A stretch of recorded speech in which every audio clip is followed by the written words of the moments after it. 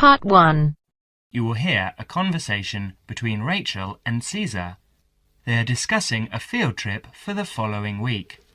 First, you will have some time to read questions 1 to 10.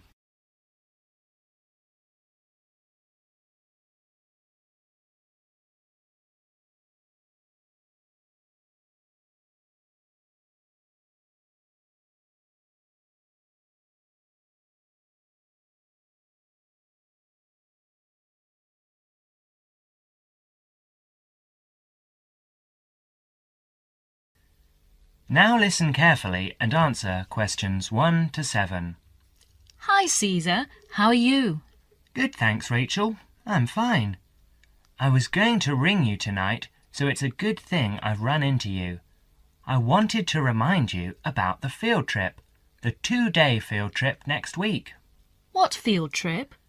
The geography field trip to the Warragamba Dam and the water treatment plant. It's a compulsory part of the first year environmental science course. Didn't you know about it? No, I must have missed that piece of information. This is news to me. But give me the details, please. Sure.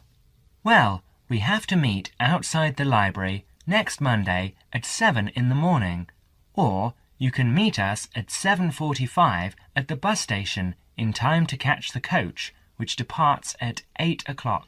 Oh, all right. And how long does it take to get to this place? Well, once we're on the coach, it will take about 2 hours. No, actually more like 2.5 hours at that time of day. And it could take as long as 3 hours to come back the next day because of the evening traffic.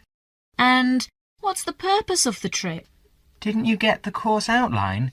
You don't seem to know anything about this course. Well, remember, I only started at the university a month ago, so I joined the course 2 weeks late, and I've been trying to catch up ever since. Oh, of course. Well, we spend the first day visiting the dam. I believe we actually go inside the wall of the dam, which is really quite interesting, to see the dam functioning, how much they regulate the water supply each day, depending on how much water is needed downstream in Sydney. Oh, okay. And, so if this is a 2-day trip, where are we staying? Not camping by the dam, I hope? No, not camping. They do actually have some overnight cabins near the dam for visiting groups, but we're spending the night in a youth hostel in a town nearby. That's all been arranged by the university. And what about meals? Should we take our own food along? No, you won't need to do that. The hostel provides 2 meals, breakfast and an evening meal, and we can find a cheap place to buy lunch. Great. So, is this the only dam that supplies water for Sydney? There are a couple of others too, but this is the main one. Well, with a population of over 4.5 million people, I suppose we do use thousands of litres each day. Absolutely. In fact, according to my notes here, they pump the water through something like 20,000 kilometres of pipes and canals and store the water in 262 service reservoirs. And each day we use enough water to fill 600 Olympic swimming pools. Now, you will have another chance to look at questions 8 to 10.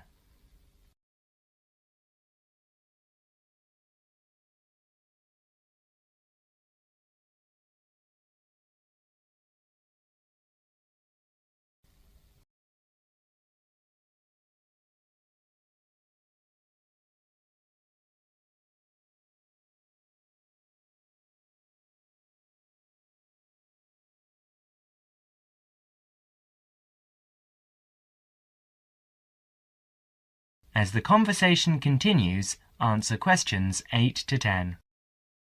And what's happening on the second day? Well, we're coming back to town and going to the water treatment plant to see how they purify the water for drinking. Oh, that should actually be quite interesting. I'll bring my camera. Yes, that's a good idea, because we're supposed to include original photos for the final piece of work at the end of the course.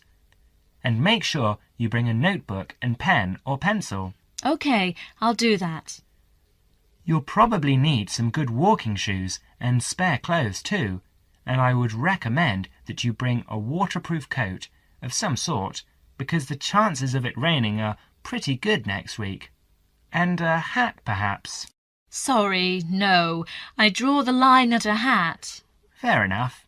And by the way, do you have a mobile phone? I do, actually.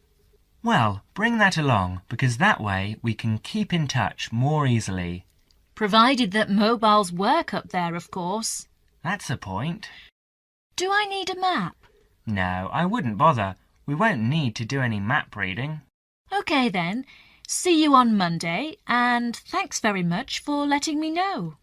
That is the end of part 1. You now have half a minute to check your answers.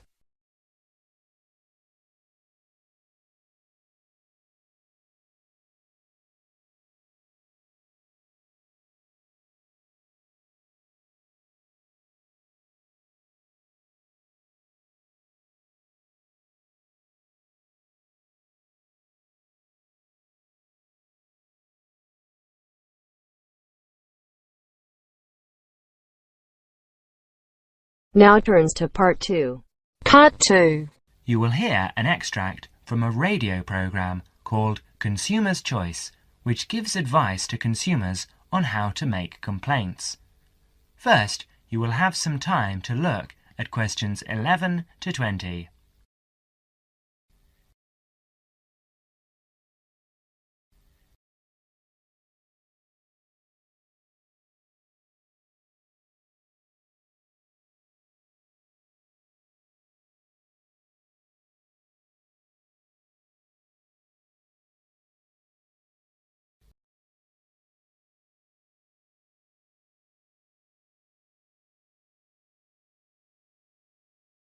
Now listen carefully and answer questions 11 to 15. Hello everyone! Welcome again to Consumer's Choice, which is the last in our present series. Isn't that right, Wendy? Yes, that's right. But we'll be back again after summer break with a new series. We'll tell you more about that later. But first, in today's programme, we start off with the missing photographs. We'll tell you a story of Miss Patty Ching, one of our listeners. We'll tell you how she has qualified for our Consumer of the Month award with her determination. Dennis? Thank you, Wendy. Well, Miss Patty Ching went on a holiday to Europe last month. This was her first ever trip abroad, and one for which she'd been saving for 10 years. Her tour took her around 12 countries in 21 days, and being a keen photographer, she took lots of photographs. 10 rolls of film, to be exact. About 360 photographs. When Patty got back home, she gave all her photos to top-class photo services for developing, and they vanished. She never saw them again. Of course, she was furious with the company and complained. They apologized and offered her compensation, 10 free rolls of film. This made her even more angry, and she rejected this completely inadequate offer and asked for $2,000. The company refused her request, so Patty wrote them a letter telling them to pay up in 10 days or she would take them to court. She received no reply, so she did take them to court. But 2 days before the case was due to be heard, she received a check for $2,000. Top Class had obviously made their minds up on how the judge would decide. Patty's case provides a lesson to all of us. If we want our rights as consumers, we've got to fight for them. So for her determination and spirit, we name Patty our Consumer of the Month. Now you will have another chance to look at questions 16 to 20.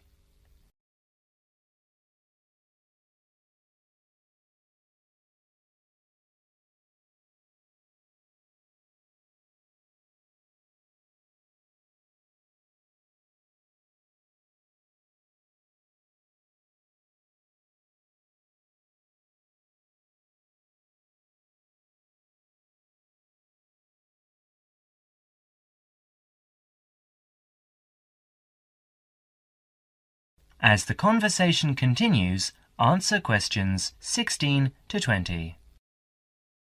Thank you, Dennis. And now I'd like to deal with the problem that many of our listeners write about: sale prices. When we go to a sale and see a sign on something saying 50% off or $300 reduced to $100, how do we know the prices really have been reduced? One of our listeners, Mr. Alvin Locke, tells his story. In a department store where I sometimes shopped, I saw a leather belt priced at $100. Too expensive for me, but I liked it and thought I might buy it next time the store had a sale. The store did have a sale, and I went back to look for the belt. It was there all right, but the ticket on it now read $200 reduced to $150. The sale price was actually higher than the normal price. What can we as consumers do in a case like this? The answer to Alvin's question is that, at the moment, all we can do is to complain to the store's management and bring these cases to the attention of the public. Bad publicity might help to put a stop to this dishonest practice. Of course, making a fuss about faulty goods or bad service is never easy. Most people dislike making a fuss. But if something you have bought is faulty or does not do what was claimed for it, you are not asking for a favour to get it right. It is the shopkeeper's responsibility to take the complaint seriously and to replace or repair a faulty article or put right poor service, because he is the person with whom you have entered into an agreement. The manufacturer may have a part to play, but that comes later. So it's quite proper and reasonable to make a complaint about faulty goods or bad service. Well, Wendy, what do you think is the right way to do that? Well, the most important thing about making complaints, I think, is that they should be made to a responsible person in authority. Go back to the shop where you bought the goods, taking with you any receipt you may have. Ask to see the shop assistant in a large store. In a small store, the assistant may also be the owner, or you can complain directly. In a chain store, ask to see the manager. If you telephone, ask the name of the person who handles your inquiry. Otherwise, you may never find out who dealt with the complaint later. Even the bravest person finds it difficult to stand up in a group of people to complain. So, if you do not want to do it in person, write a letter. Stick to the facts and keep a copy of what you write. At this stage, you should give any receipt numbers, but you should not need to give receipts or other papers to prove you bought the article. If you are not satisfied with the answer you get, or if you do not get a reply, write to the managing director of the firm, shop, or organisation. Be sure to keep copies of your own letters and any you receive. Well, thank you for your good advice. It's nice for every consumer to take an action when he or she gets bad goods or service. And of course, the consumer's choice will continue to press for the government to bring in laws similar to those in other countries to protect consumers by making it illegal to cheat them in this way. And now I'd like to tell you about our new consumer hotline, which came into operation last month. So far, we have received... That is the end of part 2. You now have half a minute to check your answers.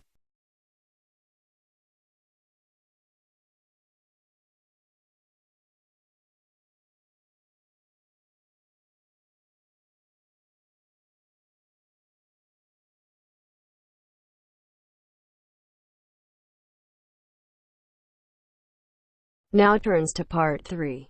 Part 3.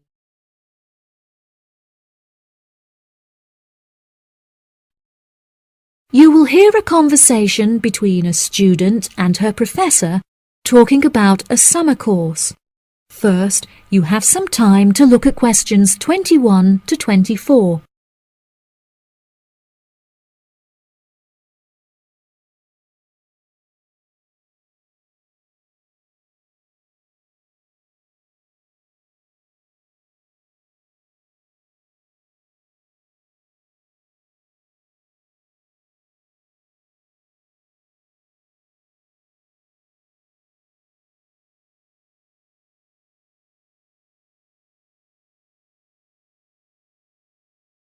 Now listen carefully and answer questions 21 to 24. Hello, Mr. Thompson. May I speak to you for a minute? Of course. Please come in. I'm Alexandra Jones.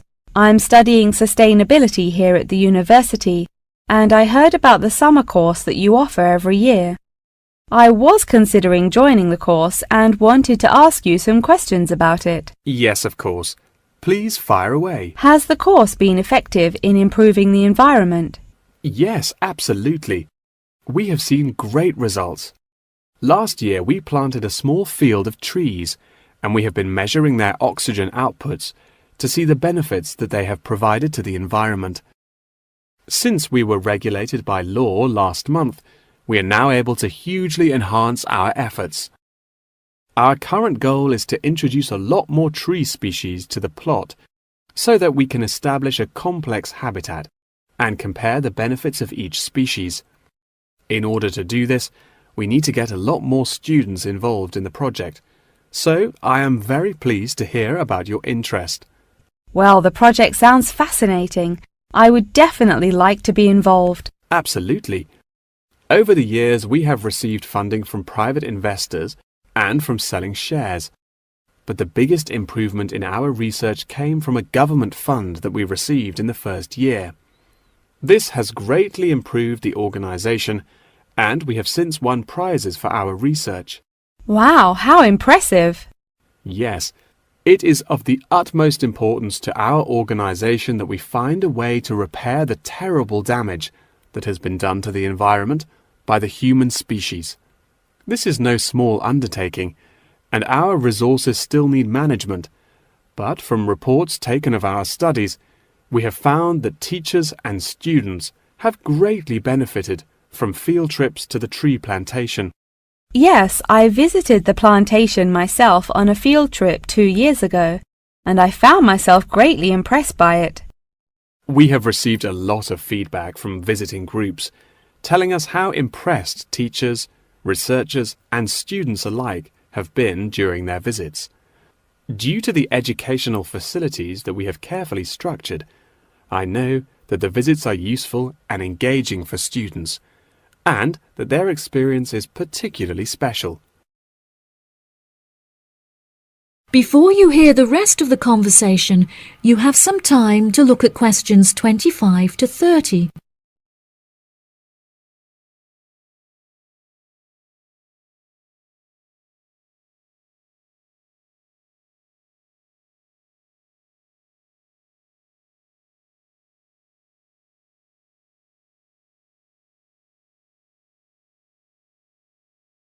Now listen and answer questions 25 to 30. So, what is the particular focus of the organisation and the reports that it provides? I am personally very interested in soil erosion, so I knew that I definitely wanted to focus some of the report on this area. Before I set up the organisation, I looked up information on what areas were currently being researched, and I found that there were already studies into air pollution and water pollution. I obviously wanted to find a unique area to research, and so these were no good. I was tempted to look into the background of overgrazing, but the impacts of forest exploitation are far more devastating, and very little research has been carried out on this subject. So I decided that this should also form some focus for the report. Yes, that makes sense. What have you found to be the greatest benefits of the activities carried out by the organisation? I have found that the greatest benefits are not the ones that anyone can learn from a book, like how to collect data, but more importantly are life lessons that one can gain only from experience. Students who have partaken in the summer course have massively enhanced their confidence, which will prove invaluable for the rest of their lifetime. The people who partake in the summer course already know the importance of environmental protection, so it is not important that we spend time teaching them this. Students instead benefit from learning the importance of punctuality, as each day they have to wake up early to make sure that they are not late for their practical experience sessions. If I decide to attend the summer course, what will I be doing for the rest of the time when no activities are going on? Well, we unfortunately don't yet have a library on site, so you would be unable to read reference books, although you are obviously welcome to bring some books of your own with you. We offer a range of fun hobbies, such as games and painting, for students to participate in outside of their classes, so you could participate in one of these activities. We do not offer tutorials outside of the scheduled classes. However, you are free to interview teachers and ask them any questions you may have about the research. Well, the course sounds fantastic. I would definitely like to participate during the summer. Thank you so much for your help. No problem at all. Here is a form with all of the details. I look forward to seeing you there.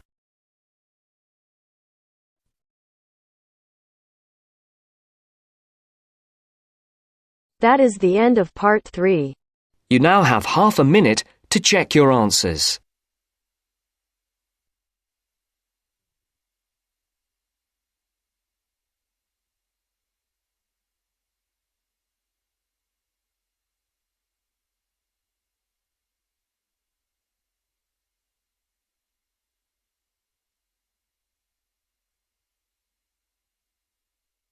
Now turns to part 4. Part 4. You will hear the beginning of a lecture about the Roberts Company. First, you have some time to look at questions 31 to 40.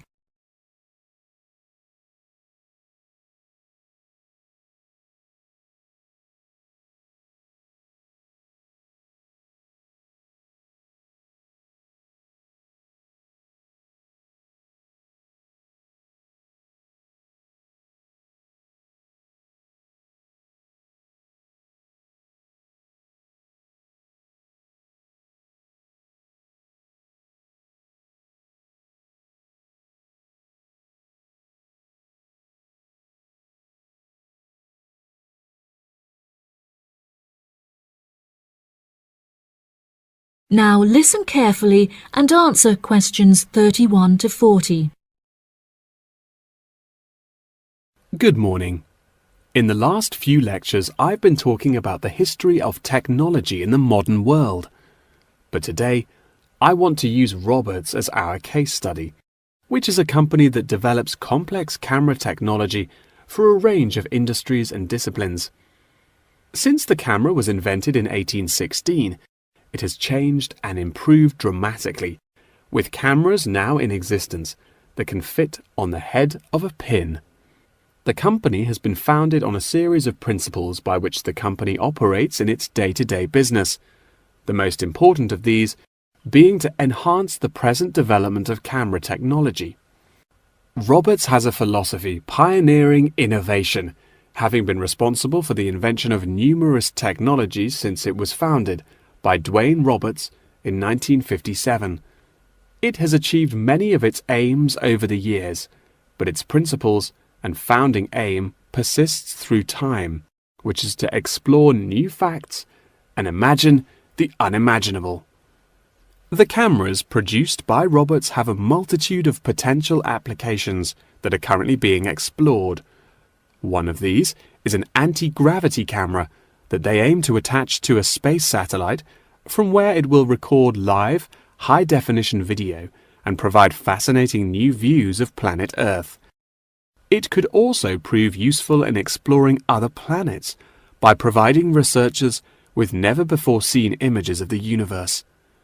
Roberts are also experimenting with attaching the cameras to small drones that will fly through the rainforest in search of plants that could be used to develop future medicine. The camera also has the potential to be used on the roads. As it is 20% cheaper than the speed cameras that are currently in operation, this means that more of them could be distributed across the road network, where they can control traffic by making sure that all cars abide by the speed regulations.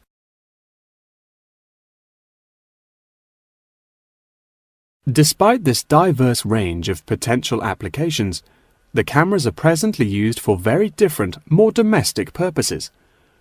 Robert's cameras are presently used as nanny cams, which allow parents to watch their nannies to ensure that they are responsibly attending to the children that they have been employed to care for. These cameras give parents peace of mind and more control over their child's welfare whilst they are at work or otherwise occupied. The highest sales of the company are in toys that have the cameras hidden within them. This clever idea means that the cameras are camouflaged from view and do not look out of place in the child's nursery. The toys are also very robust, so children can play with them without damaging them in the process. The toys are designed to look like animals and come in a range of shapes, sizes and colours, as well as different animal species such as monkeys and bears. These toys are incredibly popular and can be bought in any toy store for only $20. Always eager to be constantly improving their products, Roberts are now working on a product that will change the way people see photography. This new contraption is a mini camera that is built into eyewear such as glasses and sunglasses, where it can capture the world as you see it. Holidaymakers and tourists no longer have to carry a big, heavy camera around with them on their travels. They can instead purchase a set of eyewear with the built-in camera, which will capture the moment with a simple tap. Roberts are also developing a model of this tiny camera for use during medical procedures and operations. The camera will be used during non-invasive keyhole surgeries to enable the surgeon to see what they are doing inside the body without having to make a large incision. This innovative application for the camera could make surgeries a lot faster, and the saved time and energy will also make it far more efficient.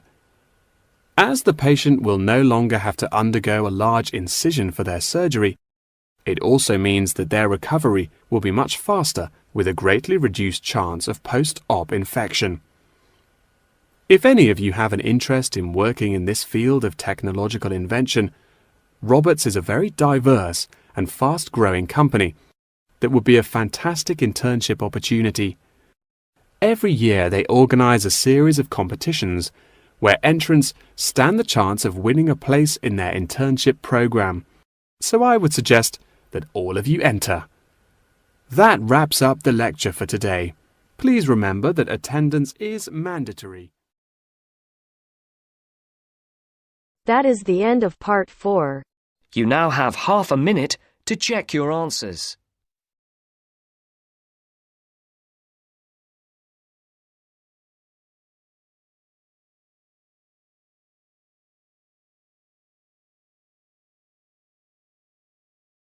Worth it if you work for it.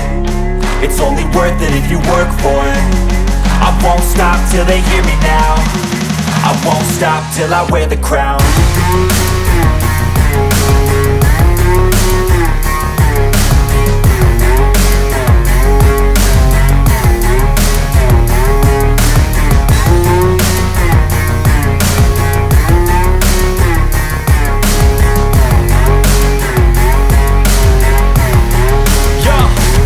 Let's go.